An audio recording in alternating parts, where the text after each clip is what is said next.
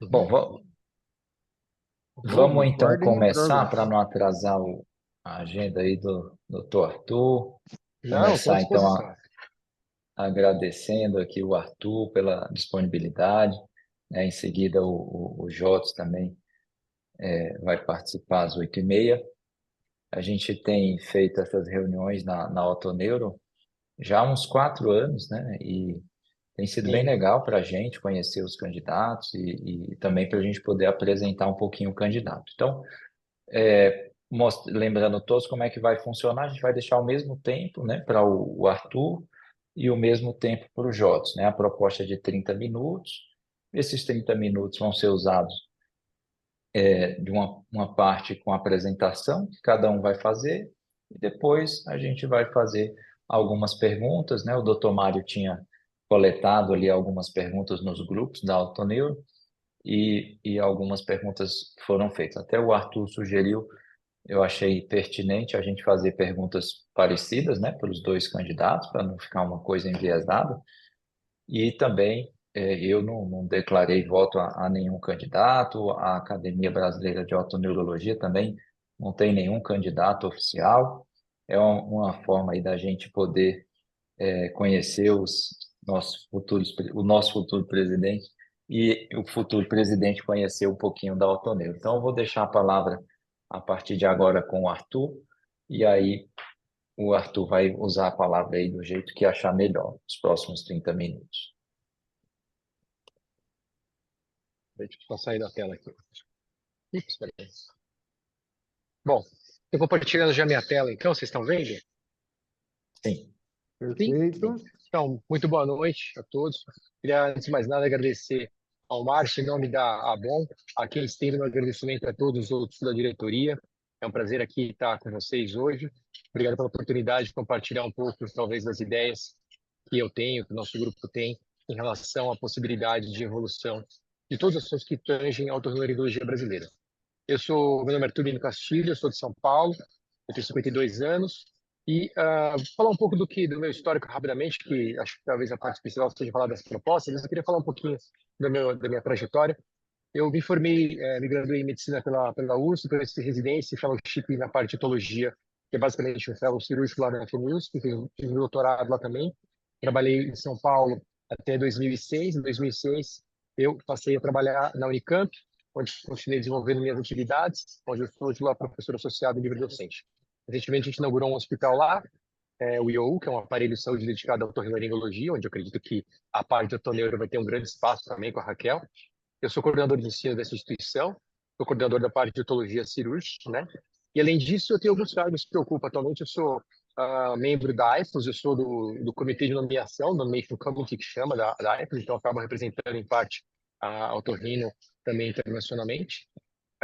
Fiz recentemente um MBA executivo na parte de gestão de saúde, justamente para assumir um papel de gestão desse aparelho de saúde que a gente tem, né, no IAU. Isso acabou me dando também uma noção bastante grande dessa parte administrativa. Sou diretor técnico junto ao CRM também, lá do nosso IAU. Minha caminhada aí na BRL, eu queria frisar algumas coisas que eu fiz. Eu fui presidente da Sociedade Brasileira de Etologia no ano 2022 e 2023, agora recentemente, acabei de acabar e o Corpo já assumiu. Fui presidente do comitê de eventos, onde me deu um conhecimento bem grande como a máquina funciona em relação a essa parte educacional. Fui presidente do comitê de implante coclear, que é um comitê consultivo, mas que me deu bastante acesso, por exemplo, ao Ministério da Saúde. Sou colaborador da defesa profissional, né, onde tem o Batistella, o André e o Virgílio como referências lá, e sou vice-presidente do Comitê de Educação Médica Continuada. Bom, falar um pouco da experiência que eu adquiri nesses anos, né? Especificamente no comitê de implante coclear, que é um comitê consultivo, a gente conseguiu um caso bastante interessante, que foi a aprovação das próteses de ancoramento ósseo. Isso me colocou em bastante contato com o Ministério da Saúde, através da entrada dessa Câmara Conitec, lá em 2008, até 2014, quando a gente teve inclusão tecnológica, né? Então, foi um caso que eu acredito que seja de sucesso, que possa ser reproduzido tanto em outros tratamentos na área de otorrino, quanto em outros dispositivos implantáveis. Então, talvez na otorrinolaringologia tenha algo que possa ser feito para inclusão tecnológica. Então, a gente aprendeu a seguir esse caminho junto ao Ministério da Saúde e, paralelamente a isso também, esses processos ele entram junto ao rol de procedimentos mínimos da ANS, né? Então, mesmo que você não trabalhe no sistema público, isso acaba refletindo lá. e me deu uma compreensão bastante grande do fluxo junto ao Ministério da Saúde. Me colocou em contato nesse período com diversos personagens importantes da saúde brasileira, seja você de uma orientação de esquerda ou de direita, eu sou totalmente neutro em relação a isso. Tive contato com o ministro Quiroga, né? Tive contato com a ministra Nízia, que nos receberam via a BORL para falar das portarias de audição e implante coclear. Atualmente nós temos a junção boa de profissionais dentro do Ministério, que tem um acesso muito grande ao ministro Padilha, que foi ministro da Saúde, atualmente é o ministro das Relações Institucionais, ele é formado lá no Unicamp, contemporâneo, né? O Adriano Massuda, que é o secretário da Atenção Especializada em Saúde, que também é da Unicamp, fez pós-graduação lá e tem um contato bastante forte com a gente. Todas as ações relacionadas à otorrinolaringologia estão dentro dessa secretaria, tudo que a gente tem que fazer no sistema público está dentro dessa secretaria, uma secretaria bastante forte, né? E o Cariri, que é esse colega de Pernambuco também, é o mais direcionado com a parte de otorrinolaringologia. Então, esse acesso ao Ministério da Saúde, eu julgo bastante importante gestão junto à BRL, porque muita coisa está relacionada com isso. Bom, em relação à minha experiência, eu fui preceptor e sou preceptor lá na Unicamp em relação à residência, coordeno a residência da Unicamp há 15 anos, e também sou membro da Foreme há 15 anos, então consigo também vislumbrar para o jovem médico, a galera que está acabando a residência agora, que está cursando a residência, quais são as dificuldades que eles têm, principalmente em relação ao mercado de trabalho e remuneração. Então, eles têm um contato bastante interessante com essa faixa etária, com esse perfil de profissional. Na educação médica continuada, onde eu sou vice-presidente, a gente conseguiu uma área bastante interessante de atuação em relação à divulgação de informações, tanto via áudio RLcast, via vídeo RLcast, o ProRL, que é um triângulo que eu assumi agora para fazer a parte de odontologia, e tem um outro programa patrocinado pela Mantiscorp, que é o Residência em Foco, que deu possibilidade de residentes ou serviços de residentes que não têm tanto acesso a ganharem voz e mostrarem o que tem sido feito. Foi bem legal. E o Day by Day, que está começando agora, são aulas curtas de utilidade para o otorrino geral. Lembrar que o primeiro vídeo RLcast foi feito aí com o nosso colega Salmito, lá na Via BRL, né? Na SBO, né, a gente fez bastante coisa, fiz uma grade científica para 2 congressos brasileiros e um Combined, consegui trazer 6 convidados internacionais para o Combined de 2022 e 4 para cada congresso brasileiro de 22 e 23. É uma briga minha para que a BRL traga mais convidados internacionais, para que não só um, por exemplo, do congresso brasileiro, mas que, por exemplo, a OTA, o Toneiro, tenha direito a mais convidados para lá e para o Combined, já que o Combined não tem direito a convidado, e, na minha opinião, esses convidados eles aumentam muito o impacto desses eventos, né? A gente fez 4 task forces e publicamos 5 livros. Task Force de osteoporose, de espanol vestibular, de predileção em crianças, que foram 2 números, de paralisia facial. E essas 5 publicações foram livros todos feitos junto com a BRL e com a SBO. Então, eu queria mostrar um pouco do que eu fiz nesses últimos anos em relação à nossa associação. Agora, em relação às propostas, não dá para deixar de falar, em primeiro lugar, de defesa profissional, né? Isso é uma coisa que está gritante para todo mundo, está impactante. De remuneração, também é um problema que varia de norte a sul, mas ele é constante. Uma função importante e um pilar da minha proposta, educação médica continuada, fortalecimento dos regionais e apoio ao jovem médico, eu vou falar um pouco. Certamente vai ser centro desse debate, dessa explanação que a gente está falando aqui agora, a história, né, essa demanda que tem da otorrinolaria da área de atuação, né? Eu tenho vivido isso, tenho conversado isso com outros colegas, né? Eu acho importante a gente fazer isso. A otorrinolaria demanda essa proposta de criar uma área de atuação. Tem que lembrar isso é feito através de uma comissão mista de especialidade, né? Onde tem 55 especialidades juntas e outras áreas de atuação que são criadas, né? E normalmente a área de atuação ela engloba, via de regra, mais de uma especialidade, né? Então é algo que, na minha opinião, tem espaço de acontecer na otorologia, mas eu acho que antes esse debate tem que ser muito bem amadurecido dentro da autoneuro. Se me perguntarem, e vão perguntar eventualmente se eu sou a favor ou contra, eu sou a favor desde que isso esteja amadurecido dentro da autoneurologia. Em momento algum, eu fico contra. O que, na verdade, a gente tem escutado muitas vezes, é o mito e greves, é que existe uma reclamação gritante da autoneurologia, como existe no sono também, de invasão de não médicos, né?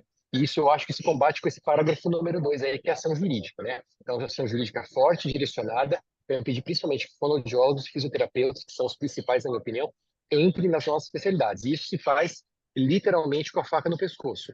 É colocar um escritório de advocacia pesado, barrando e processando, baseado na lei do ato médico, a gente tem substrato legal para fazer isso, a entrada desses profissionais. A BORL está capitalizada e ela tem condição de contratar um bom escritório de advocacia. Outras profissões não médicas têm feito isso e têm ganhado espaço em detrimento, por exemplo, da otorrinolaringologia, né? Há exemplos da fisioterapia, que conseguiu avanços importantes na área de polissonografia e a gente não conseguiu, porque contratou um escritório grande para fazer, entre aspas, lobby para ele. Tá? Então, a gente precisa fazer isso. Lembrar que essa Câmara Mista de Especialidade, quando é submetida uma solicitação de acreditação, tem 2 membros da OAB, 2 do CFM, um do Ministério da Saúde e um da Educação. Isso é colocado em plenário para todas as especialidades avaliadas, né? Então, o objetivo final, tanto faz criar área de atuação ou bloqueio de entrada de geomédicos, é proteger a entrada, né, e proteger o que a gente faz como especialidade. Vou dar um caso aqui que eu acho que é importante, que todo mundo faz parâmetro, que é a medicina do sono. A medicina do sono, lá em 2010, ela entrou com a solicitação de criação da área de atuação, mas foi um pouco diferente, porque a área de atuação naquela época não era da otorrinolaringologia, ela estava fora das nossas mãos. Então, a otorrino, a neuro, a pneumo e a psiquiatria se juntaram e pleitearam dentro dessa Câmara Mista de Especialidade, da Comissão Mista de Especialidade, a criação de uma área de atuação, o que foi correto, na verdade, porque não era nosso. Então, entrou, no final das contas. Você vê como depois que entra nessa comissão mista de especialidade, entrou no final. Otorrino, neurologia, pneumologia, psiquiatria, clínica médica, pediatria e cardiologia, 7. Então, a matriz de competência para você entrar hoje na área do sono estão nessas 7 especialidades, né? Foi bom porque não estava na nossa mão, mas ficou muito fragmentado, na minha opinião, né? Então, assim, isso aí é uma coisa que tem que ser muito bem amadurecida e tem, assim, uma visão de novo. Eu dou continuidade, se eu for presidente, à questão de área de atuação, se for um consenso do grupo de otorrinolaringologia. Porque, na verdade, não vai contra o otorrinolaringologista geral, e na nossa matriz de competência da otorrinolaringologia já existe a previsão de nós atuarmos na área de otorneuro. Isso serve para um avanço um pouco maior, para nichar um pouco mais essa área e criar essa especificidade, quem sabe um RQE, que é isso que, na verdade, no final das contas, a área de atuação cria. No caso do sono, para você ter o RQS, além de ter feito uma dessas residências aí, você ainda tem que fazer uma residência de medicina do sono, que tem uma ou duas agora, e um fellow de medicina do sono. Então, assim, isso foi interessante para a medicina do sono, mas isso não barrou, falei isso com o Edilson várias vezes, tenho conversado com o Edilson Zancanella, que é um dos grandes pais disso aí, não barrou a entrada de fonoaudiólogo e fisioterapeuta. Barrar a entrada de fonoaudiólogo, de fisioterapeuta e não médico é legislação, é processo mesmo na justiça comum, né? Bom, outra coisa é usar o CFM, né? A gente tem que usar o que a gente tem em mãos em conjunto com o CFM, tá? O Visa sai agora até o final de semana no Diário Oficial da União. O ato médico em otorrinolaringologia, que foi obra da Tatiana Della Giustia, né? Que é uma médica otorrinolaringologista. Porém, de novo, isso não impede outras profissões de entrarem dentro da otorrinolaringologia. Isso aí normatiza dentro da comunidade médica quais são as nossas atribuições. E, logicamente, falar de matriz de competência para isso não tem muito sentido, porque a matriz de competência para autologia e otoneurologia já é muito antiga. Então, assim, já tem na matriz de competência que a BioRL apresentou há muitos anos atrás, que é aprovada pela NB, o que a gente pode e o que não pode fazer, né? Então, a gente vai usar todas essas ferramentas para criar uma proteção. E no caso dessa demanda da otoneurologia, que foi um consenso interno, dá continuidade para a área de atuação. Só que eu acho que esse assunto realmente precisa ser fortalecido. Sabe por quê, Greca de Samito?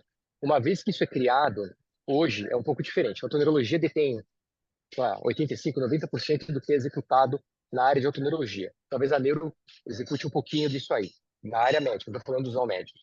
Na hora que você submete isso a uma câmara mista de especialidade, vai entrar fatalmente, como já tentou entrar agora, neurologia e outras especialidades podem dizer que quer entrar, como clínica médica e geriatria.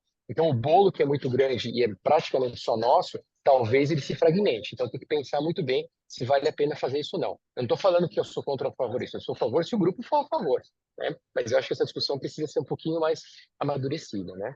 Bom, eu acho que a médio prazo a gente tem que estimular a realização de cursos de otoneurologia, isso é muito importante, né? A gente criar uma massa de otoneurologistas maior para evitar a entrada desses não médicos, né? Isso é muito importante. E você cria mais preceptores, criando mais preceptores, você consegue criar mais gente atuando na área de otorrino. Uma das maneiras também de privilegiar a otorrino é valorizar o peso das questões de otorrino na prova de título, né? Isso é interessante e já vem acontecendo. Em relação a essa cereja no bolo que entrou agora, né? Essas porcarias de curso de pós-graduação online, que é uma outra coisa que a gente não tinha problema para resolver, apareceu mais um, esse curso da AF aí, e está dando dor de cabeça. Isso aí é ação jurídica mesmo. Eu acho que a gente tem que tentar esgotar as ferramentas jurídicas, tentando fechar esses cursos. Talvez não consiga, porque eles são cursos credenciados com pós-graduação mesmo no MEC, mas a gente pode tentar retardar ou atrasar isso, e impedir que esses egressos façam a prova de título de qualquer maneira. Eles não podem fazer a prova de título e, consequentemente, eles não podem ter título de especialista. Então, é absolutamente contra. Acho que não conheço uma pessoa que seja a favor disso na nossa associação. E tem que ter um comitê permanente de monitoramento para desestimular esses organizadores. Isso já está sendo feito pelo Fabrício, né? E tem que frisar isso aqui: o otorrinolaringologista é quem detém o título de RPM, é quem fez residência médica e quem prestou prova de especialista, né? Não tem outro caminho para você ter o nome otorrinolaringologista. Em relação à remuneração, nós temos um problema muito sério, que são essas tabelas malucas SIGTAP no SUS, ATUS na saúde suplementar, que estão todas mal codificadas, ou em porte ou em valor mesmo de pagamento. Isso precisa ser revisto. Isso não é fácil, é uma briga eterna com operadora de saúde. Eu participei de várias reuniões na MB no passado, quando eu estava no comitê de implante. Eles trabalham em bloco e a gente trabalha fragmentado. A gente tem que trabalhar mais unido isso para conseguir paga. Então, tem que corrigir essas codificações. A gente sabe que hoje os grupos de saúde estão todos se aglutinando e verticalizando, e se a gente não tomar conta desse mercado que é nosso, a gente vai meio que funcionário que está começando a acontecer com essas operadoras de saúde que estão se fundindo, né? E não adianta falar que são casos de mercado que o mercado se resolve com a gente de mercado. Isso é nitidamente um caso de abuso, né? O que essas tabelas fazem com a gente é um caso de abuso. Então, ação jurídica especializada, escritório forte, de novo, batendo por cima legalmente disso aí, mais a ação junto ao MB, mais junto ao CFM, né? Educação médica continuada, claro, hiper importante da BORL. Existe um crescimento na área de educação e saúde de 30% ao ano. Todos esses grupos que estão fazendo essas pós-graduações malucas já perceberam isso. E acho que a gente tem que virar a chave e começar a fazer nós mesmos isso, que nós temos no nosso DNA a melhor condição de fazer educação médica continuada de qualidade em epidemiologia, né? É fonte de receita importante para a BORL fazer educação médica continuada, dá dinheiro para a BORL, atende uma demanda de capacitação da comunidade otorrinolaringológica. Por exemplo, acho que a primeira coisa que vocês talvez vislumbrarem fazer depois que criaram a Bom é justamente criar cursos, né? Cursos de capacitação, cursos de superespecialização. Então, está dentro do que a gente sempre pensou. Cursos práticos, hands-on, tem uma demanda absurda. Qualquer um que você coloca lá no Congresso Brasileiro, lota o Congresso Brasileiro.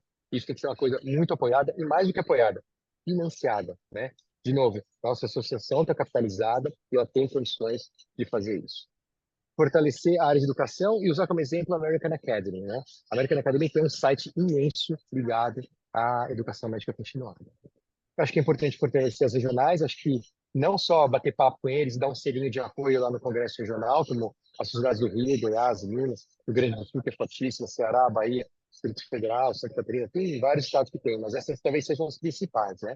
Então, eles conseguem trazer para a gente problemas locais, temáticas locais específicas, conseguem dar um panorama de como está essa invasão na região deles, e pode também ter uma atuação do debate sobre remuneração local, porque muda, né? Porque o tempo de problema em São Paulo não é igual tem de problema no Acre ou no Amazonas, né? Aliás, onde eu vou muito com frequência também. Bom, e a gente tem que trazer o otorrinolaringologista mais próximo. Nós temos 3.000 otorrinolaringologistas que não são pagantes atualmente da BORL. E fazendo a atuação com as regionais e educação médica continuada, a gente consegue trazer esse pessoal para dentro. 3.000 é muito, né? Tem 4.500 pagantes, 3.000 inscritos que não pagam.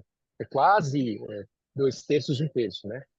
Bom, suporte para eventos, a gente tem que dar para essas associações. Eu escutei muito isso deles, eu praticamente fui em todos os estados. Praticamente não, eu fui em todos os estados, mas eu praticamente participei de todos os eventos regionais nos últimos anos. Eles pedem suporte logístico, que muitas vezes não é dado, né? Um convidado, ou um palestrante premium que eles precisam, né? E suporte jurídico para eles combaterem as mesmas coisas que a BRL tem que combater. Acho que um último pilar que eu queria falar é o suporte ao jovem médico. O pessoal que está saindo depois da residência tem as mesmas dificuldades que nós tínhamos piorado, na verdade, com esse monte de problema de remuneração. Então, talvez uma coisa interessante seja conseguir abater dar descontos reais em compra de equipamento médico. Isso é uma coisa que eu estou fazendo junto com a Claudirex. E nós vamos assinar um silent agreement com uma grande fabricante de material médico ainda nessa semana, e eles conseguiram descontos muito grandes para compra de equipamentos como esses aí perguntados. Nasofibrilaringoscópio, câmeras endoscópio e instrumentos cirúrgicos. E dá para fazer isso com outros, né? Desde que o cara seja sócio kit com a BRL ele pode ter direito de comprar isso. Por exemplo, audiômetro, para quem quiser, Vera, que é um equipamento caro, e outros equipamentos, né? A gente criar cursos de gestão de consultório, eles saem totalmente perdidos, isso vale também para médicos mais velhos como eu, pode ajudar bastante. Sobre como fazer faturamento, que é algo bastante complexo. Curso de marketing médico, que tem uma resolução nova, essa 2336 do ano passado, e todo mundo que usa mídia digital teria que prestar atenção nisso, e o pessoal mais jovem usa muito isso, né? Nós pensamos também em fazer um clube de compras. Isso já existe em outras sociedades, não é nada novo. A Sociedade Brasileira de Cardiologia e a DGO tem. Eles têm, por exemplo, eu coloquei no meu último newsletter, eles têm Office de graça e um Tera na nuvem de graça para todo mundo que é sócio. Isso já dá uma ajuda boa para quem tem consultório, né?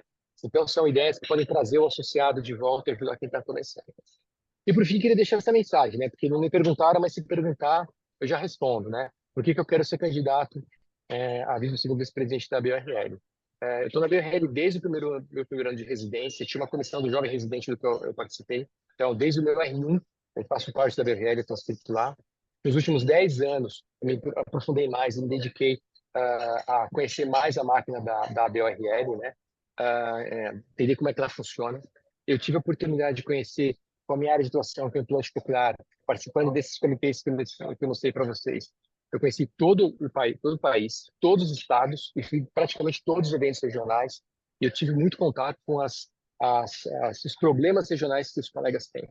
Conheço bastante bem como o sistema público, porque por trabalhar no sistema público também, funciona, e como o sistema privado funciona, nessas aprovações de prótese, órtese e nessa entrada que tive com o Ministério da Saúde. Conheço esses fluxos administrativos do Ministério da Saúde, e agora é um excelente momento que a gente tem alinhado com esses profissionais lá para conseguir aprovações para o otorrinolaringologista. Tenho contato com sociedades fora do Brasil por conta da AIFOS, né? Então, eu consigo permear lá também. Tenho contato com os jovens por estar na residência e também eu sou médico, otorrinolaringologista com vocês, eu vim no convênio no consultório, eu sofro glosa, tenho os mesmos problemas que todo mundo tem, descredenciamento, um plano de saúde redireciona a paciente para um módulo verticalizado, tira o seu paciente, entendeu? Então, são os mesmos problemas que eu acho que todo mundo tem. Então, eu sou um otorrino comum, tenho uma atividade em Campinas na universidade e uma atividade em São Paulo na saúde suplementar. Isso eu acho que, nesse momento da minha vida, com 52 anos, eu me sinto capacitado para ocupar essa posição. Esse aqui é o meu cardzinho de campanha e do lado direito eu deixei ali para quem quiser entrar no grupo e debater lá diante do WhatsApp que a gente tem, ele é aberto. Se falar que eu estou errado ou falar que está certo, a gente debate as mesmas coisas lá com igualdade. Obrigado pela oportunidade, Márcio. Acho que deu uns 15 minutos, um pouquinho mais, eu acho. Perfeito. A gente está com 21 minutos, né? Então, a gente tem 9 minutos aí para conversar. A gente que agradece, Arthur, você, né, fez uma preparação aí bem profunda sobre a sua campanha e trouxe aí os assuntos da Autoneuro, né, de uma forma Uhum. bem aprofundada. A Autoneiro é prima minha, né? Porque eu sou otologista e a gente convive muito próximo, na verdade, né? Não é a mesma coisa, mas é muito próximo, né? Claro. É, Vamos posso só deixar fazer uma o pergunta? microfone. Claro, doutor Mário, quem quiser fazer também alguma pergunta, a gente tem esses 9 minutos. Ar- E também se o Arthur Arthur, quiser fazer perguntas para a Autoneuro. uhum. Doutor Mário. Arthur, me diga uma coisa. Você Uhum. disse aqui que precisaria amadurecer essa ideia da área de atuação dentro da própria BOM. Eu não entendo o que você quer dizer com isso, porque nós já temos essa ideia mais ou menos fixa, estamos brigando por ela já tem uns 3 anos ali dentro da Uhum. ABOL. O que você fala assim, amadurecer essa ideia? Não, eu acho que amadurecer é o seguinte, é uma presunção isso, eu não estou falando que eu estou certo. Se a comunidade neurológica toda tem ciência do que é uma área de atuação. Veja, Mário, eu não sou contra a área de atuação. Não sou. Não, isso Só você que já disse. a área de atuação é um passo importante. Eu conversei com o Zancanella hoje e ele falou assim, olha, para a gente foi bom a área de atuação. Ele aprova nota 10 a área de atuação e some. Só que ele falou, para barrar esse problema de invasão, não é a solução de não Ah, não, médicos. Então, isso eu assim, concordo. isso é só isso que eu estou falando. Essas coisas têm que estar separadas. Agora, se eu for presidente, chegar uma solicitação da ABOM, que eu acredito que venha de toda a comunidade otorrinolaringológica, porque vocês são muito unidos. Que é diferente da maior parte das sociedades, a sociedade de otorrinoologia é muito unida. E como a solicitação de criação da área de atuação, eu dou continuidade, entendeu? Não tem problema, não sou contra isso aí. Só que eu acho o seguinte, a minha impressão que eu tinha, e posso estar errado nos últimos anos, é que a maior queixa de vocês é a invasão de não médicos. E a área de atuação não barra isso. O que barra isso é Não, outra proposta que eu coloquei, que é meter a faca no pescoço dos caras que estão entrando para fazer exame e roubando a área de trabalho do otorrino e do otoneurologista, né? Por exemplo, o Márcio é um grande... ele fala bastante em relação a isso do fonoaudiólogo fazendo exame. Eu também sou contra, entendeu? Então, assim, isso é uma coisa que nós estamos alinhados. E se for o desejo da comunidade otoneurológica, a gente segue com isso sim. Eu não tenho nada contra, não. não, mas isso a gente já tinha consciência, não é. O grande problema é a péssima qualidade de atendimento que nós, otorrinolaringologistas, damos ao indivíduo com tontura e os Concordo, neurologistas também. Quer concordo. dizer, muito diagnóstico falho e muito tratamento falho baseado no diagnóstico falho. Então, Uhum. essa é a questão maior da área de atuação. A invasão de especialidade é coisa da boa porque é da otorrino, não é da otoneuro. Sim, verdade. Eu acho o Arthur, seguinte, eu acho que você criando uma área de atuação, você nicha melhor, cria uma matriz de competência, isso certamente vai gerar especificidade melhor na formação do profissional. O que tem um porém também, e que eu vi isso na criação da medicina do sono, é que quando você faz isso, você reparte esse bolo. Porque na hora que você joga nessa comissão mista, outras especialidades vão entrar nessa matriz de competência. Todo mundo tem que estar muito ciente que isso tem grande chance de acontecer, É né? assim. Perfeito. Arthur, Eu vou deixar o pessoal, é, mas parabéns pela apresentação, Arthur. Um grande abraço para você, uma excelente Obrigado, viagem. obrigado. Arthur, qual que é a sua ideia em relação aos hospitais, laboratórios, às empresas que não são médicas, né? Quer dizer, são empresas privadas cujo dono são administradores, relaxês, quando eles contratam profissionais que não são otorrinos para fazer os testes de diagnóstico da nossa área, né? Desde Sou contra. audiometria, exames vestibulares, qual que é a ideia aí que fora de São Paulo não é uma realidade ainda, né? Mas provavelmente isso vai se replicar ao longo do país. E como que é a ideia dessa parte do custo de uma banca de advogados aí? Existe alguma previsão? Isso é viável, não é? Existe, é viável, sim. Vou responder essas duas perguntas diferentes. A primeira, eu sou totalmente contra, nós temos que definir com unhas e dentes o que é otorrino. E assim, vou usar esse termo como slogan, faca no pescoço. Não tem diálogo com isso, você tem que entrar com ação jurídica mesmo, senão não para. Você chega a trocar uma ideia e conversar com esses grupos, eles não... Agora, isso é só parar na hora que a gente começar a judicializar e o cara for processado, né? Sou contra profissionais não médicos atuarem na área de atuação do médico, primeira coisa. Segunda, uma banca é cara, ela não custa pouco. Eu vou dar um exemplo da fitoterapia que ela contratou uma banca que é de um ex-ministro do Supremo e eles conseguiram passar um monte de coisa em relação aos exames que eles podem fazer. Custou caro, mas funcionou. Agora, veja, não estou falando que a gente tem que gastar o dinheiro de maneira irresponsável. Mas isso é uma demanda de todas as subespecialidades otorrinolaringológicas, a invasão. Eu sofro menos na odontologia porque ainda não chegou lá, mas vai chegar. Eu falo assim, o sono, a otoneuro e a plástica são bombardeadas, né, por não médicos. Então é entrar com ação jurídica mesmo. Nós temos uma lei, a lei do ato médico, nós podemos usá-la. Nós não estamos usando ela bem, entendeu? Bom, tem uma pergunta aqui no chat, a doutora Alessandra, de Brasília, gostaria de saber o posicionamento sobre o Conselho da Fonoaudiologia ter criado a especialidade de otoneurologia. Errado, né? É uma especialidade médica, né? Porque isso aí, se você perguntar para todo mundo, vai achar que tá errado, né? E tá errado mesmo. Só que eu acho o seguinte: eu acho que nós ficamos muito tempo na, no plano do debate, sabe? Debatendo, Câmara, CFM, CRMB. Não funcionou. Não funcionou, tanto é que não funcionou. Tá todo mundo sendo invadido. E não é isso. Aqui nós estamos falando de otorrinolaringologia, mas na ortopedia tem isso, em outras especialidades médicas tem isso. É usar a lei do ato médico contra. Agora, veja, isso é uma briga grande, isso não é uma briga pequena, né? Porque, por exemplo, a sociedade ou o conselho de fono não respeita as nossas decisões. Então você tem que ir para a justiça comum, porque não adianta o CFM dizer a matriz de competência do otorrino é isso, beleza, serve para gente. Mas quem não é médico nem olha para isso. O que não é médico é lei do ato médico. Nós temos uma lei do ato médico e aí ação direta com personagens, com deputados. Nós temos uma bancada de deputados médicos, nós temos acesso a vários desses deputados. O Carlos Sampaio, que é lá de Brasília, nós temos mais de um deputado que nos ajuda a colocar em contato com essa parte política também. Porque é uma outra história, né? É brigar uma briga grande com o escritório forte do lado. Dá para fazer isso. Não é fácil, mas dá para fazer isso. Tem que fazer. Então a gente ficar parado, vai dar não vai sobrar nada para a gente fazer, né? Quando eu comecei a fazer próstata de ancoramento ósseo somente, tinha dentista fazendo próstata de ancoramento ósseo, que é uma área cirúrgica. Nossa. Então, assim, e a empresa de implante vendia para eles. Foi uma briga que nós tivemos para eles pararem de vender. Então, não acho que a gente não sofre com isso também. A gente sofre menos agora, mas isso vai chegar em toda a subespecialidade da otorrino. Não, cirurgia de freio Arthur, lingual e todo o resto. É, tem uma última pergunta aqui para a gente não extrapolar o tempo. O Marcelo sim. fez uma pergunta bem pertinente, talvez um pouco polêmica.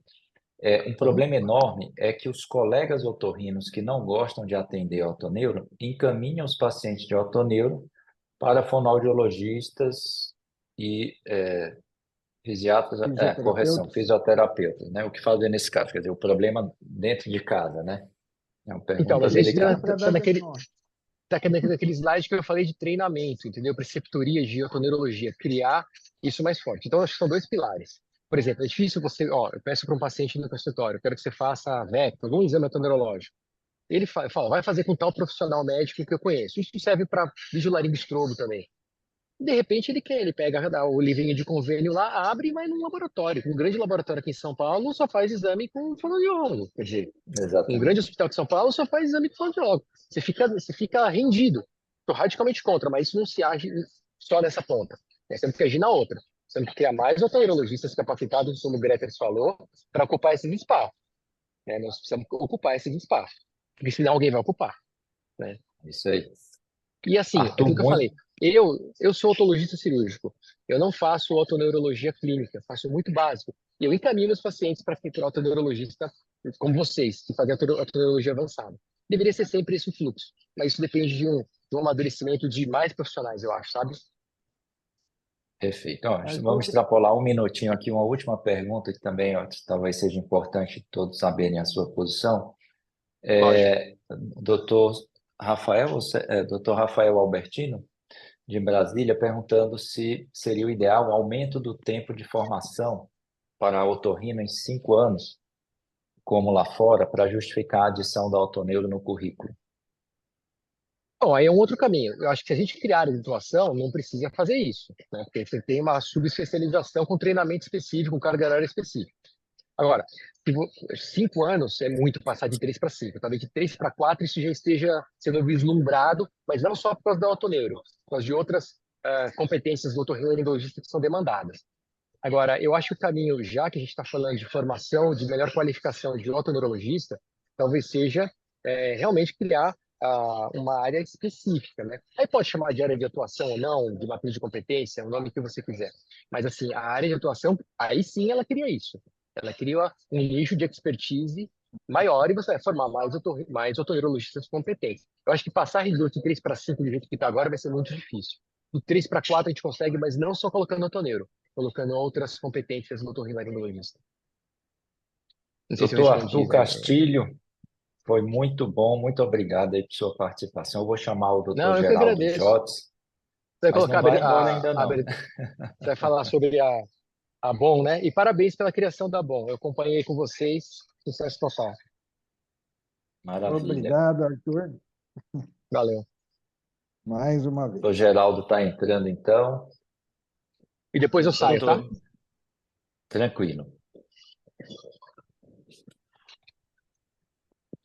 Doutor Geraldo Jotes já está online, consegue nos ver e nos ouvir. Bem-vindo. O Arthur ainda está aqui. A gente vai fazer uma parte agora em conjunto. Obrigado aí pela participação. Para não tomar muito tempo de todo mundo, doutor Geraldo, doutor Arthur, a gente vai fazer uma apresentação da Academia de Otoneuro bem rápida, assim, só mostrando um panorama geral para atualizá-los aí sobre o que tem sido feito. E aí, em seguida, o doutor Jotes vai ficar com a meia hora, 32 minutos, né, para ser mais exato, que a gente discutiu aqui com o Arthur, tá bom? Cadê aqui? Compartilhar. Vamos lá. Aqui. Pronto.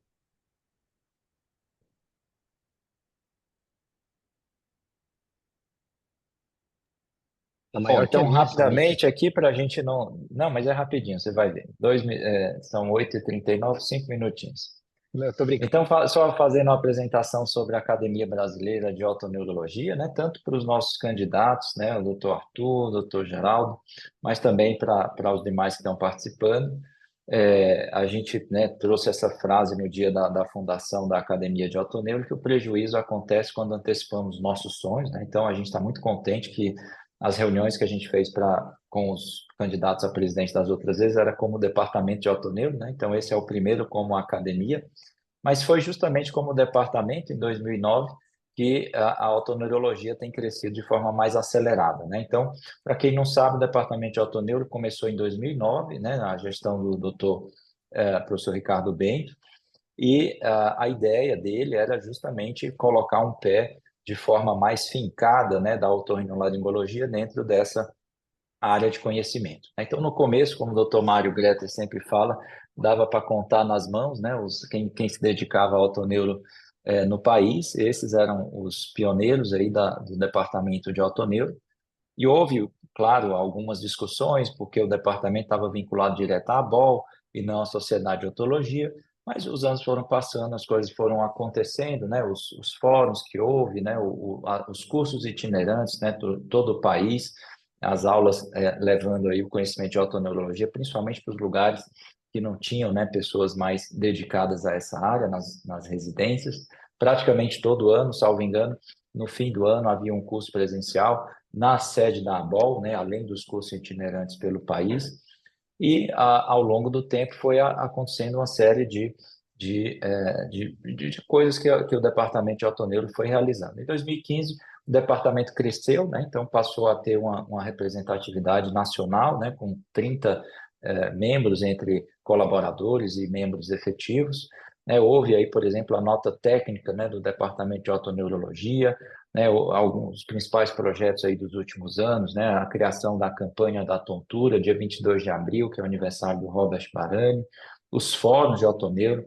Aliás, para quem não conhece os fóruns, foi uma forma de definir cada um dos procedimentos de otoneurologia, tanto diagnóstico quanto terapêutico, do ponto de vista acadêmico. E a partir dessa definição acadêmica, a ideia era que essas definições fossem usadas para a atuação profissional. Então, na hora de fazer um código de procedimento, a gente pegava lá da área acadêmica qual é a definição de cada um desses procedimentos. Em relação à atuação profissional, o Departamento de Otoneuro, né, fez vários incentivos às denúncias, né? A ABOL chegou a fazer processos, né, contra profissionais que estavam exercendo a medicina ilegalmente. Teve uma colega, uma determinada pessoa que foi, inclusive, condenada, né, ameaçada até de prisão, etc. O update em autoneurologia no site, né, da ABOL, a autoneuro ocupacional, os livros, né, foram publicados 3 livros, né, nos últimos anos, né, tanto de tontura quanto de zumbido, a questão da educação e a questão aí estratégica, né, das ideias que apareceram, a SBO2, que acabou culminando então com a Academia Brasileira de Otoneurologia. Para quem não conhece os 4 fóruns de otoneuro, né, todo basicamente o que é otoneurologia está definido aí nesse fórum, desde o exame físico, né, qual que é cada uma das evidências científicas, dos testes de exame físico, dos testes de exames complementares, qual que é a evidência científica de cada um dos procedimentos da otoneurologia, né, os livros que foram feitos, a campanha da tontura, só para vocês terem uma ideia, num determinado ano, foi inclusive o ano que a Raquel coordenou a campanha, teve 902 certificados de organização de curso. Não foi de assistir curso, foi de organizar curso que a ABOL fez, né, com os cursos que tinham sido lá previamente cadastrados. Né? Então, a ideia é de divulgar o máximo conhecimento nessa nossa área de conhecimento. Os fóruns de otoneuro, né, como a gente comentou, para quem não conhece, vale a pena. Um deles está publicado na Revista Brasileira, o restante está publicado como um livro no site da ABOL. E esses têm sido aí os principais projetos dos últimos anos do Departamento de Otoneuro. Então, basicamente, o foco é sempre a parte do ensino de um lado e a defesa profissional do outro. Então, se por um lado os fóruns têm o objetivo de fazer uma revisão bibliográfica, ao mesmo tempo tem como estratégia definir, né, profissionalmente a nossa área de atuação, né, no sentido de que qual que é o procedimento que é feito, como é que é cobrado, como é que vai ser feito um código quando for colocado na CBHPM. A gente colocou o código de VRIT na CBHPM, já tem prontos os documentos do VEMP, manobra de VPPB, tudo isso não existe ainda nos manuais de codificação. Os livros, né, o site, a campanha, os congressos, né? Então, o departamento de autoneuro, antes de ter o departamento, a gente não tinha uma sala, né? Então, desde 2016, salvo engano, a gente tem uma sala dedicada no congresso, a gente já tem o apoio da ABOL para ter um palestrante internacional. Agora, a grande dificuldade que a gente tinha, que aí foi para onde a academia serviu, é que a gente não tinha autonomia financeira, né? Então, todos esses recursos, né, das campanhas, dos livros, os custos e, eventualmente, os recursos eram todos para a academia, ia para a ABOL, né? Então, esse dinheiro vai para a ABOL e aí depois a gente não consegue, na mesma proporção ou na proporção que a gente considera que seria mais interessante. Então, 3 de fevereiro de 2024 foi criada oficialmente a Academia Brasileira de Otoneurologia, acabou agora em julho de ser formalizada nos cartórios, né? Já tem um CNPJ a partir desse mês, e o sonho antigo, né? Então, 2018 foi a primeira apresentação formal na diretoria da ABOL para que a gente fizesse a Academia Brasileira de Otoneuro, e agora, 2023, depois de 5 anos. Será que se a gente tivesse feito em 2018, tinha sido da mesma forma pacífica que foi esse ano, né? Ninguém sabe, mas provavelmente esse ano era o ano realmente correto de a gente crescer. Então, apresentando a diretoria para vocês, o Lucas e o César, né? Nossos tesoureiros, o Marcelo e a Raquel, os diretores secretários, a doutora Roseli Bittar e eu, como vice-presidente e diretor-presidente. O conselho, né, acima da diretoria, formado por mais 6 pessoas, e nós temos também os delegados. E essa é a nossa, junto com o conselho fiscal, o nosso time aí, que forma aí a diretoria da ABOL, primeiro ano de diretoria, com mandato até o próximo ano. Os planos que a gente tem, né, que a gente está fazendo, basicamente a divisão desses 3 pilares, né? Então, por um lado, a concretização da academia, então, ficar junto com o jurídico, a questão abertura de conta, do CNPJ, toda a questão burocrática, e as prioridades semelhantes ao que a gente já vinha fazendo, dar continuidade ao departamento. Crescendo, né? A gente tem um bloco maior de pessoas. Dentro do pilar acadêmico, a gente acabou de fazer a primeira reunião acadêmica da ABOL, vai ter uma periodicidade mensal, né, via online, e na parte profissional, seguir nessas questões que a gente vinha fazendo. Então, esses são os projetos que a gente vinha fazendo na academia de otoneuro, e realmente as nossas maiores dores são a dificuldade que a gente tem de atuar profissionalmente, né? Então, como médicos otorrinos, quem faz a especialização de otoneuro, às vezes sai da especialização e não encontra um local de trabalho, porque os laboratórios preferem contratar um profissional da fonoaudiologia para fazer o que o cara aprendeu no fellow. Ou casos extremos, né, como no Rio de Janeiro, a gente chegou a ter um colega que foi demitido, que ele fazia exames na eletrofisiologia, e foi demitido e logo depois, coincidentemente, foi contratada uma fonoaudióloga para fazer exatamente o que ele fazia, né? Então, esses têm sido aí os nossos projetos e as nossas angústias. Bom, obrigado por todos aí, pela audiência. Arthur, vamos deixar você à vontade. Então, Obrigado mais Mito, uma vez aí muito por sua apresentação dedicada. E a gente fica aí obrigado. com essas palavrinhas finais. E Tá agora a bom. gente vai com o Dr. Geraldo Jotes. Arthur, quer fazer mais o último Não, comentário final só antes de queria se agradecer despedir? vocês a gentileza de me receberem. Fico muito feliz. Espero que tenha sido claro o que eu apresentei. Eu estou aqui no aeroporto, estou lá para o meu voo. Queria desejar uma boa noite para todos vocês. No nome do presidente Gilson, muito agradecer a presença de todos vocês. Boa noite, obrigado. Fiquem com Deus. Tchau, um abraço para todos vocês. Obrigado, Boa Arthur. Tudo de noite. bom. Boa viagem. Bom, vamos continuar então agora com o Dr. Geraldo Jotes. Muito obrigado aí pela participação. A gente fez 30 minutinhos com o Arthur, agora esses 10 minutinhos aí apresentando um pouquinho da Academia de Otoneuro. Quem não está no dia a dia, às vezes, né, não sabe assim tanto o que a gente tem feito. A nossa reunião está sendo gravada, tá? E aí a ideia é que a gente tenha esses mesmos 32 minutos, né, para um e para o outro.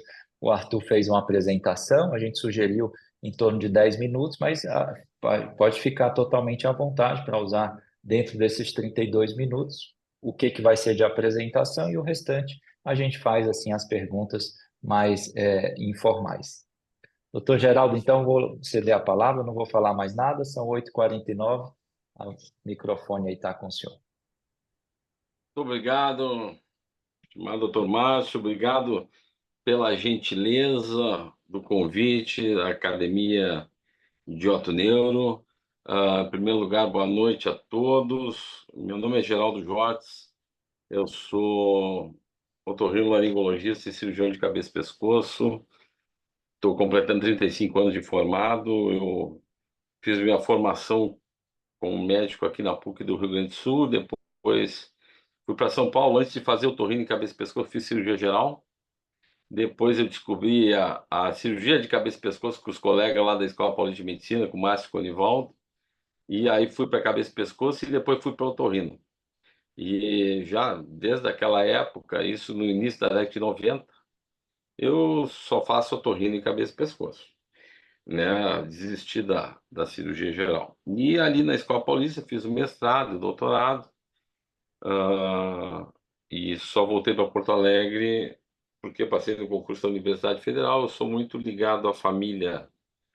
Eu costumo dizer que em primeiro lugar na vida está a família, né? Os amigos e depois vem os afazeres, né? E para essa missão que eu digo, eu nunca fui candidato para nada por minha causa, a não ser a vida acadêmica, né? Eu sou atualmente há muitos anos professor titular na Universidade Federal do Rio Grande do Sul, sou pró-reitor de inovação e relações institucionais, acabando o mandato agora exatamente daqui a um mês, e coordenei e coordeno até hoje a comissão de residência médica. Então, quando me disseram que eu tinha que me colocar à disposição ano passado da sociedade, eu realmente tinha várias preocupações, mas conversando com outros colegas, resolvi colocar o nome à disposição, principalmente pela defesa profissional, né? Na ABOM, eu fiquei de 2011 a 2016 como membro da comissão de ensino e treinamento. Eu vou falar que é mais fácil, aqui todos são professores, é mais fácil eu falar, dialogar, do que ficar dando uma aula expositiva. Eu gosto de debate, né? Mas só vou falar esse introito e depois a gente discute. Então, eu trabalhei, procurei formatar a comissão de ensino e treinamento. Eu fui presidente dela em 2015 e 2016, com aquilo que a gente tem no MEC, né? Com avaliação estruturada eletrônica, né? E depois fiquei 6 anos na defesa profissional, aí voltei, fui eleito em 2022 para ensino e treinamento de novo, voltei, mas não deixei de estar na defesa profissional. E um dos nortes, eu botei 3 temas na campanha. A primeira e a principal é a defesa profissional. Não sei se as senhoras e os senhores sabem, mas hoje, ali eu fui bem claro, dizer não à invasão da nossa especialidade, não é mais nem por não médicos, é por médicos, o excesso de médicos no país, o excesso de faculdade de medicina faz com que muitas instituições, tentando se aproveitar disso, estão fazendo cursos de pós-graduação para formar otorrinos clínicos. Não sei se as senhoras e os senhores já imaginaram vamos dizer, o grande trunfo da nossa especialidade é ser uma especialidade clínica e cirúrgica. E no momento que começam a formar um curso de formação para otorrino clínico, que não tem formação nenhuma, mas a sociedade não enxerga isso, se nós não combatermos, daqui 10 anos nós não teremos mais consultório. A realidade é essa, né? Os mais antigos ainda poderão ser referenciados, mas a gente sempre tem que pensar nos mais jovens, nos que estão saindo agora, tiveram uma boa faculdade, querem fazer a especialidade de otorrino. Nós não teremos mais consultório. E isso tem que começar a luta hoje. Então, na minha plataforma, o que eu coloquei é a invasão da otorrinolaringologia por não otorrinos, médicos não otorrinos, né? Além de não médicos. A atuação política direta no Congresso Nacional é há 20 anos. vou a Brasília todos os meses. Na pandemia, deixei de ir 3 meses só. Eu sempre busquei muita verba para a universidade, participei da Câmara Técnica da Comissão Nacional de Residência Médica até 2020, fui presidente da Comissão Estadual, então sempre tive muita inserção no Congresso Nacional e, na minha humilde visão, posso estar enganado, a ABOL tem que ter uma representação em Brasília, lá onde acontecem as coisas nesse país, não é em São Paulo. E olha que eu tenho adoração por São Paulo, sou um gaúcho que adora São Paulo, mas é em Brasília que se decidem as coisas. Então, ah, isso me angustia, né? Ver que a gente está enxugando gelo. Por exemplo, além dessa questão do combate a esses cursos de pós-graduação aos não otorrinos, por que a ABOM nunca valorizou o título de especialista do otorrino? A SOBED, a Sociedade de Endoscopia Digestiva, há muitos anos faz isso, né? Põe o selinho no receituário. Hoje o receituário é eletrônico, mas tu pode criar um selinho eletrônico para botar no receituário também, né? Se a associação cria isso traz com muitos otorrinos que não estão na sociedade, faz com que voltem, né? A nossa instituição, nossa associação, ela pode investir no marketing positivo para a população brasileira. Isso é um diferencial. Nós temos qualidade de atendimento. Olha aqui, vocês, é a otorrinolaringologia dedicada à otoneurologia. Por que abre espaços para outros não médicos ou médicos não especialistas fazer? Porque muitas vezes a gente deixa de fazer. Então, essa é uma questão que eu vejo como fundamental. A outra campanha de honorários mais justos, honestos, reajustes dos contratos, essa é uma questão importante, mas não é mais só a valorização da CH, porque tem que pagar a amígdala melhor, a adenoide melhor. Isso é um pano de fundo, isso é a ponta do iceberg. Volto a dizer, o nosso problema é que estão começando a trabalhar para nos tirar o consultório. A criação de cursos para formar otorrinos clínicos significa tirar consultório médico dos otorrinos verdadeiramente otorrinos, os especialistas na forma da lei, com um título de especialista pela BOM ou com residência médica credenciada ao MEC. É só essas duas formas. Então, se não tivermos um escritório de advocacia, nós temos uma advogada na BOM, mas nós temos que ter um escritório pujante. Hoje em dia, grandes corporações têm escritórios pujantes de advocacia em Brasília, que é lá que se decide, é no terceiro grau que se decide. Por que a BOM não tem isso? Né? Então, essa é outra luta que eu me coloco à disposição para fazer, né? Para trabalhar pela BOM. E outra, eu não tenho vaidade nenhuma para cargo mais nenhum. Estou acabando pró-reitoria, vou continuar como professor titular, né? Sou editor da revista da Fundação há 15 anos. Mas, sim, quem é eleito segundo vice-presidente tem que começar a trabalhar no primeiro dia. Não é trabalhar daqui 3 anos. Não. Né? Os dois vices e o presidente tinham que trabalhar todos, né? Tinha que estar em Brasília, se rodiziar, tinha que fomentar, incomodar, sabe? Então, não é para bonito isso, né? Então, essa é outra questão. E a terceira questão é as ações sociais, né? Quando eu botei Saúde 5.0, como eu sou pró-reitor de inovação e relações institucionais, a gente tem que tirar da cartola as coisas. Na época da enchente aqui em Porto Alegre, eu ajudo muito o prefeito, como a gente tem ligação com a prefeitura, tem Aliança para a Inovação, que é a URGS, PUC Unicinos, né?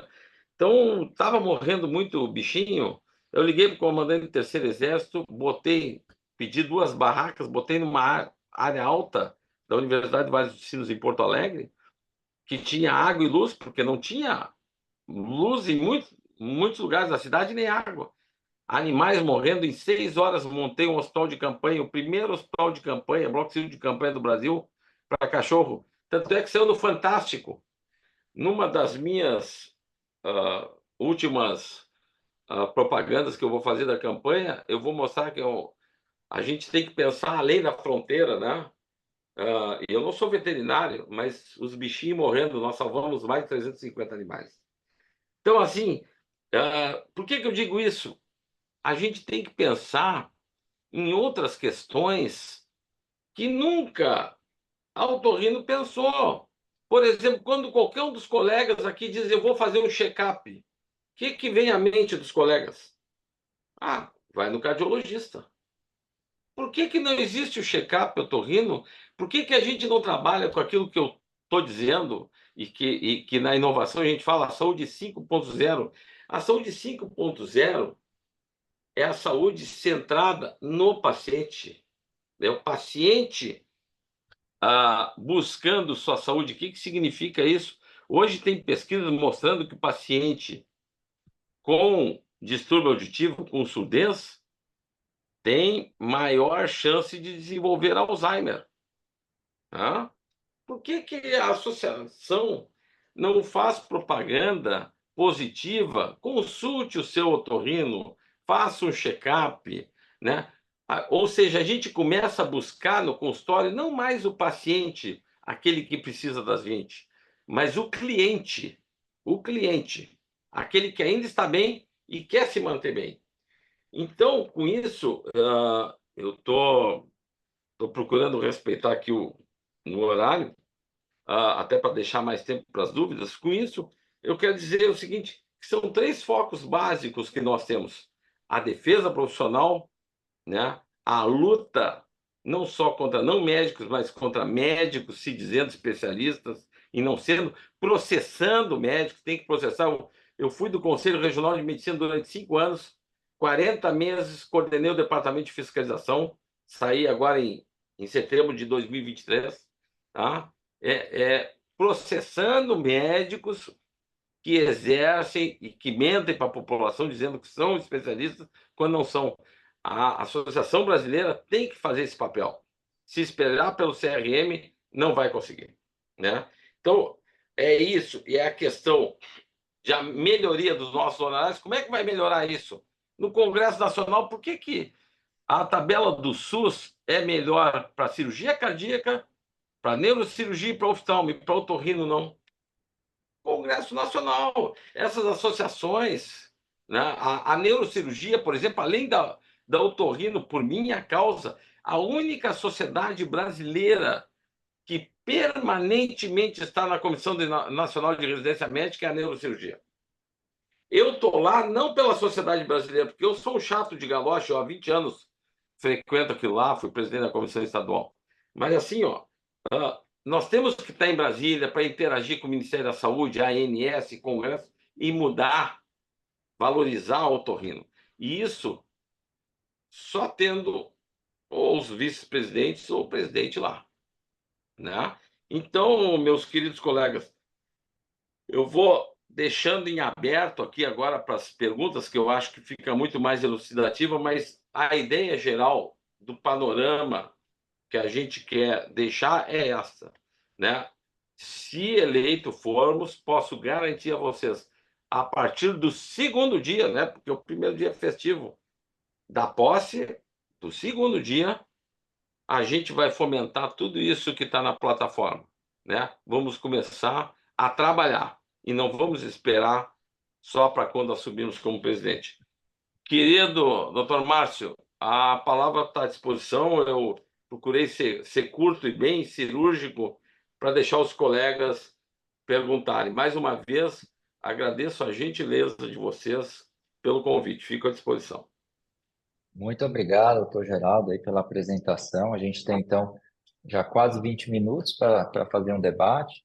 A sugestão é que a gente faça mais ou menos as mesmas perguntas, mas a gente combinou que ia ser uma coisa mais informal, então pode enveredar, né, para um assunto aí de acordo com o debate. Doutor Mário, o senhor quer começar perguntando? Jota, em primeiro lugar, um grande abraço para você, tá? Obrigado. E eu já te conheço há muito tempo, desde o tempo lá da Fundação, do Hospital das Clínicas, mas você é pouco conhecido dentro da otorrino, apesar de muita coisa que você faz, né? O pessoal fala, o Jotes é cirurgião de cabeça e pescoço, não é otorrino. Acho que você já cansou de ouvir isso aí também.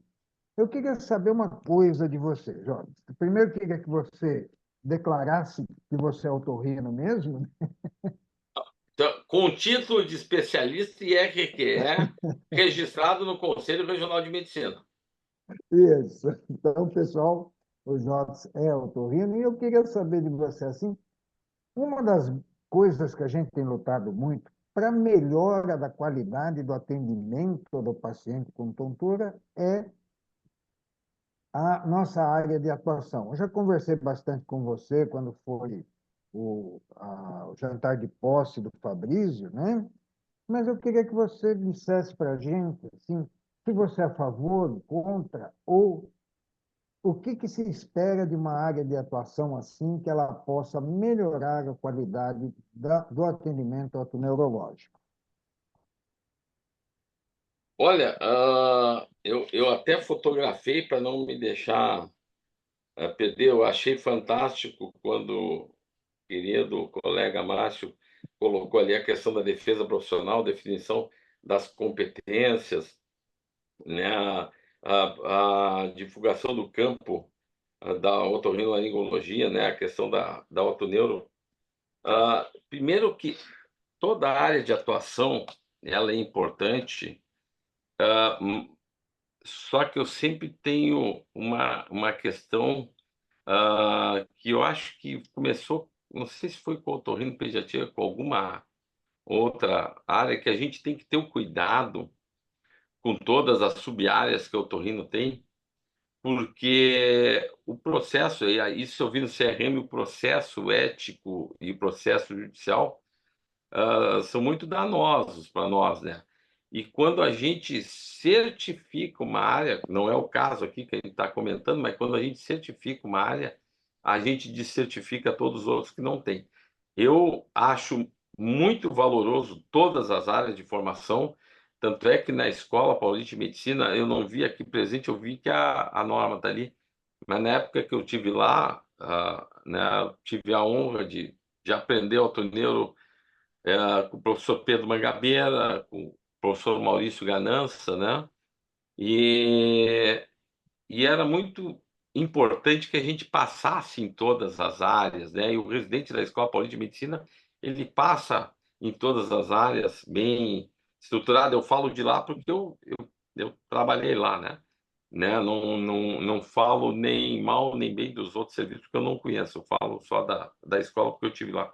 Mas eu acho muito importante o desenvolvimento das áreas. Mário, tu quer que eu te diga tudo isso que a gente está passando hoje em dia, quando dizem assim, a Fono está fazendo um procedimento por nós, quando a Fono está fazendo um procedimento que é do otorrino, é porque o otorrino deixou de fazer. Infelizmente, meus queridos colegas, eu sempre digo com todo respeito a quem pensa diferente. Quando é que se criou o gessista na ortopedia? Quando o ortopedista deixou de fazer gesso. E assim vai, na otorrino também, em todas as áreas, né?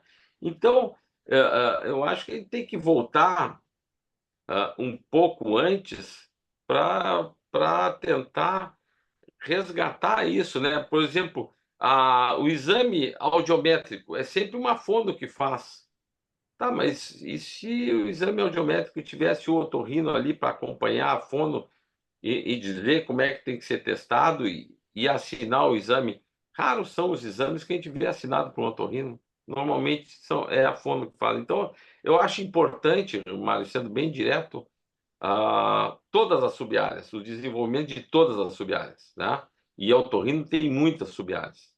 Mas com cuidado de não certificar as sub-áreas, porque amanhã tu que é otorrino, se tu não está certificado na otorrinopediatria, tu deu uma medicação e aconteceu alguma coisa com a criança, vai ter um advogado que vai dizer, mas o Mário não é otorrinopediatra, né? Então, eu acho que a gente só tem que ter esse cuidado. Eu consigo me colocar no lugar de conselheiro, como eu já fui, de assistente técnico, né, para defender médico em processo, e na nossa associação, né, defendendo a visão do otorrino também. Então, eu sempre sou cuidadoso com isso, mas eu acho excelente, né? Então, se a gente entrar com pedido de área de atuação, com você estando lá na presidência. Ah, mas tranquilo. Mas isso daí não. Sabe por que o Torrinho não tem outras áreas de atuação? Porque não pede. Não pede, não. Eu me esqueci até de colocar, mas ali eu mandei num dos vídeos que eu mandei, Mário. Eu, na Comissão Nacional, a matriz de competência, quem, bem dizer, montou, fui eu, aquelas coisas da plástica facial. Tudo fui eu que botei ali. O protorrino hoje não ser processado, fazer ritidoplastia, bléfaro, isso daí foi tudo eu que botei, né? Inclusive, tem um vídeo que eu mandei que o Baroni, na época, era o secretário executivo, ele confirma também. E outra, na época, a presidente era a Vilma e o presidente da Sociedade de Plástica Facial era o Washington, de Feira de Santana. Pode confirmar com eles. Isso daí foi eu que botei. Isso daí, a área de atuação não é difícil de botar. Não é difícil. A área de atuação passa na comissão mista. A Comissão Nacional de Residência Médica tem 2 votos. CFM tem 2 votos. AMB tem 2 votos. Tá? Pode ter certeza, eu conheço todos os membros. Pode ter certeza que vou lá e ajudo a emplacar.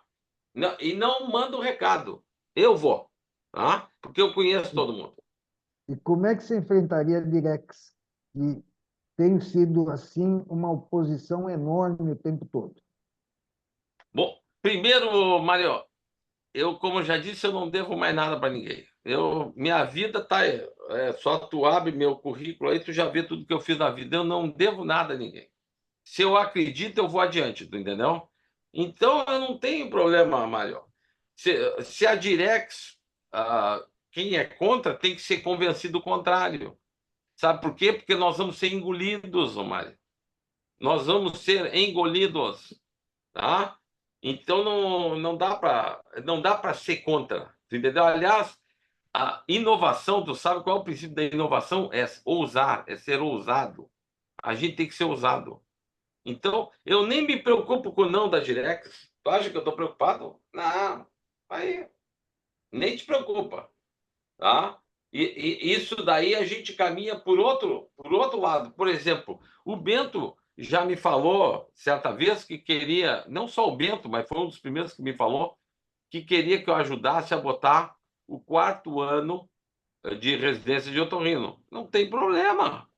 Como é que o MEC enxerga isso? A área de atuação é barbada. A área de atuação é barbada. O 4º ano tem uma dificuldade maior, mas não é difícil, porque implica em custo. O que é o custo? O maior pagador de bolsas no país é o Ministério da Saúde. 1 ano a mais de residência nas bolsas do Ministério da Saúde tem que ver o impacto financeiro. O segundo maior é o MEC, o impacto financeiro. O terceiro maior é a Fundap de São Paulo, o impacto financeiro. Então, é uma questão de custo botar o 4º ano. Agora, a questão da área de atuação não implica em custo. Não implica em custo. É uma decisão política. E política, assim como a Direx, e a Direx, se ela não quer, se leva para uma Assembleia da Sociedade. Acima da Direx está a Assembleia da Sociedade. E se quem está na presidência, na vice-presidência, tenta convencer, não consegue convencer, não tem problema. Eu sou um democrata. Vamos para a Assembleia, vamos discutir na Assembleia. Né? É esse o jeito. Perfeito, Muito Márcio. bom. Deixa eu Bom, dar para outras pessoas as perguntas. Obrigado, Jorge. Né? tentando manter mais ou menos as mesmas perguntas, uma pergunta que a gente fez ao Dr. Arthur foi sobre as oportunidades profissionais dentro da otoneurologia que têm se fechado, né? Por exemplo, as empresas em São Paulo que contratam para fazer os exames diagnósticos de eletrofisiologia, TERA, potenciais evocados, os exames vestibulares, VERIT, VEMP, né, nistagmografia, além da audiometria, que já é mais antigo, eles contratam profissionais que não são médicos, né? Então, o cara faz o fellow, termina o fellow e não tem emprego, né? Vai trabalhar com outra coisa que não com a otoneurologia. Qual que é a sua ideia, assim, em relação a essa dificuldade na área mais clínica da otorrino, que a otoneurologia sofre mais? Isso vai ao encontro do meu primeiro item, defesa profissional. Se não combatermos isso hoje, a otoneurologia daqui a 10 anos não vai ter consultório para otoneurologia, não vai ter consultório para otorrino. Então, assim, ó, a ABOL tem dinheiro em caixa para trabalhar a mídia da população brasileira. Esse é o primeiro ponto. Tem que mostrar que quem faz medicina de excelência é médico e não é qualquer outra profissão. E medicina de excelência é feito por especialistas bem treinados. Então, a mesma coisa que eu falei contra colegas que se aventuram na nossa área é contra empresas que colocam não médicos a fazer a função, aqui no caso, hoje, do otoneurologista, né? A ABOL tem que entrar, né? Essa é a primeira questão. Primeiro, notificação extrajudicial. Segundo, com processos. Eu acho que não tem jeito. Num país democrático como o nosso, nós temos que levar à justiça esse tipo de coisa.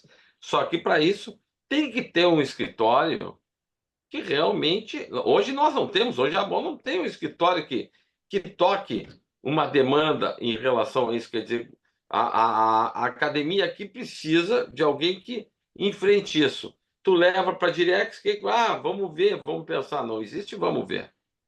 Detectado o problema, tem que agir. Então, na minha humilde opinião em relação a essa questão, tem que abrir processo contra essas empresas. Tem que abrir processos, tem que fazer propaganda, que quem faz exame autoneurológico é médico, né? Obviamente a fono trabalha junto com o médico, trabalha, mas quem assina o exame é médico. E aí, Márcio, eu vou te dizer uma coisa. O preço que a gente paga por deixar de fazer algumas coisas, né? Então, eu acho que nós vamos ter que dar um passo atrás. Um médico, a gente tem que brigar pelo médico, mas o médico tem que assumir isso junto, né? Porque senão a gente fica vendo navios aí, as empresas sempre tem que ver as empresas, mas não tem médico que queira ver. Se o preço está aviltante, a gente combate o preço aviltante. Aí, mais uma vez, é mais outro processo contra a empresa, né? Então, assim como eles nos processam facilmente, o médico é sempre vidraça, né? Está sempre sendo processado. Por que que a ABOL, que defende os nossos interesses, não pode ir para cima dessas empresas? Eu estou falando aqui sem conhecer o que está acontecendo com a ABOL, que eu estou ouvindo hoje vocês me comentarem. Mas certamente eu acredito que vocês já devem ter levado isso para a Direx, e eu não sei o que a Direx deve ter feito. Mas se eu tivesse poder de decisão, eu não tenho dúvida nenhuma. Vamos para a justiça. Tu tendo os elementos, vamos para a justiça e para a opinião pública. Porque nós temos que trabalhar a opinião pública a nosso favor. Se a gente não trabalhar a opinião pública, também cai no vazio. Aí, tu quer consultar com um bom otoneurologista, consulte com aqueles recomendados pela Associação Brasileira de Otorrino, pela Academia Brasileira de Otoneurologia, né? Então, esse tipo de propaganda tem que ser feito, né? Isso tem que ser levado adiante, né? Tentei ser cirúrgico na resposta, mas eu não vejo outra forma senão Maravilha. buscar a justiça nesse ponto. Bom, a gente está nos últimos 4 minutinhos aqui para respeitar o mesmo tempo do Arthur. Mas tem uma pergunta ainda nesse assunto que o Marcelo Henrique de Minas Gerais fez. E quando o problema e quando o colega otorrino, que não gosta de atender o otorrino, ele delega para o profissional que não é médico. Qual que é a solução? O que fazer nesse caso? Bom, eu vou falar como ex-conselheiro e como candidato a segundo vice-presidente. se chama o colega e se conversa. Se ele continuar na mesma, se denuncia o colega, né? Se ele delega para um não médico um ato médico, aí por favor, né? Aí ele está aviltando a nossa profissão, né? Pelo que eu entendi, é um ato médico delegado ao não médico, é isso, né? É essa a pergunta, né? Exato. Aqui na cabeça do não médico, o ato que a gente diz que é médico, para eles não é médico. Bom, mas aí, tudo bem. Então, vamos discutir na justiça. Eu chamaria o colega. Eu sempre sou a favor do diálogo, viu, Márcio? Eu acho que a vida nos ensina, a academia nos ensina. Eu, no CRM, como coordenador da fiscalização, 40 meses, sempre chamei os colegas, procurei o diálogo. Sempre, primeira coisa é o diálogo. Segundo, uma notificação extrajudicial. Terceiro, uma ação judicial. Não tem jeito, né? Mas eu acho que é dessa forma que a gente consegue construir. E se as pessoas notarem que a BOM não é atuante nisso, cada vez mais vão invadir a nossa seara. Vai ficar pior. Guardem isso, hein? Daqui 10 anos. Estou falando, que bom que está sendo gravado, para ficar registrado. Muito bem. Uma outra dificuldade da autoneuro é a parte do conhecimento, né? Que muitas residências não têm, né, a formação na autoneurologia, né? Quer dizer, nem todas as residências têm, né? Como foi mencionado aqui da autoneuro da escola, né? Ou do HC, ou da Unicamp. Como que seria uma solução, por exemplo, para residências em que não tem um serviço de otoneuro forte para formar os próximos otorrinos nessa otoneurologia, né? Como o André Alencar falou algumas vezes que eles já tentaram contratar alguém da otoneuro e não pode, porque a otoneuro não existe, né? Não pode direcionar o contrato, esse tipo de coisa. Eu vou por um outro lado. Eu acho o seguinte: a gente quer formar especialistas, excelência no país. Eu estou na comissão de ensino e treinamento, isso eu já falei com o Fujita, né? Essas questões, nós temos aqueles serviços que são C, por exemplo, que o residente não passa no autoneuro. Nós temos que oportunizar para que a própria academia de autoneuro, olha, tais e tais e tais serviços são C, não tem autoneuro. Pô, será que não dá para construir com a academia a formação, aulas teóricas, daqui a pouco estágios para esses residentes em algum lugar, né? Então, o que a gente quer? A gente quer elevar o nível do serviço. A ideia nunca é dar C, D e E para o serviço, é aumentar. A gente sabe que nem todos vão ser A, mas se a gente melhorar o nível de todos, melhora para todo mundo. Então, isso é algo que dá para fazer intracorporis, ou seja, a própria comissão de ensino e treinamento dizer para a academia, isso eu falei para o Fujita, que é o nosso presidente, dizer para a academia, né, para a gente, não só autoneuro, mas as outras especialidades, o Fujita está atento nisso também, de simplesmente a gente tentar parceria com as demais supras, né? Para que possa se dar uma formação melhor para os residentes, viu? Então, eu faria intracorpos, nem pensaria nessa de vamos contratar, não vai dar, porque isso contratar são questões pontuais. E assim como nós estamos aqui, hoje em dia tu pode dar aula para o Brasil inteiro online.